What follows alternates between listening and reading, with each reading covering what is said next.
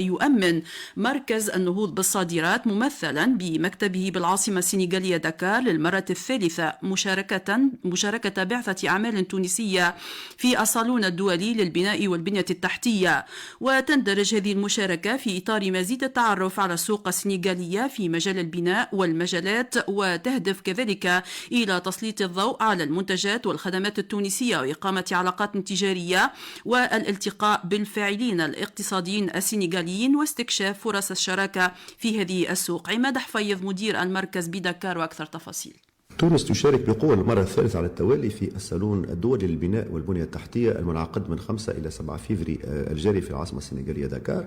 هذا الصالون يعتبر من أهم التظاهرات الرائدة في قطاع البناء والتشييد في منطقة غرب أفريقيا، يجمع أكثر من 250 عارض من حوالي 20 دولة على غرار إيطاليا، المغرب، إسبانيا، فرنسا، الإمارات العربية المتحدة، تركيا. الهدف بالطبيعة من هذه المشاركة هو تعزيز حضور المنتج التونسي في قطاع البناء ومرافقة شركاتنا التونسية باش تدخل السوق السنغالية في قطاع استراتيجي عنده إمكانيات كبيرة. الجناح التونسي اللي تم تهيئته من طرف مركز النهوض بالصادرات يمتد على مساحة 90 متر مربع، يستضيف 8 شركات تونسية عارضة لعديد المنتجات على غرار البيلات ومربعات السيراميك، المواد والألواح العازلة، الأنابيب وأنظمة الشبكات، وعديد الحلول التقنية الحديثة للبناء والصناعة.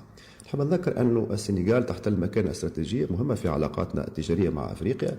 في سنة 2025 احتلت المرتبة الثانية على قائمة حرفاء تونس في منطقة أفريقيا جنوب الصحراء بنسبة 11%، وبحجم صادرات وصل ل 144.3 مليون دينار، نصفها تقريبا متأتي من مبيعاتنا في قطاع البناء. السياق اليوم مشجع برشا، قطاع البناء في السنغال ينمو بمعدل 10% سنويا، وهناك طلب كبير على مواد البناء، والبلاد مثلا عندها عجز في المساكن يقدر بحوالي 300 ألف وحدة سكنية، معناها السوق مفتوحة والفرص موجودة أمام المؤسسات التونسية لتعزيز حضورها بهذه السوق الواعدة.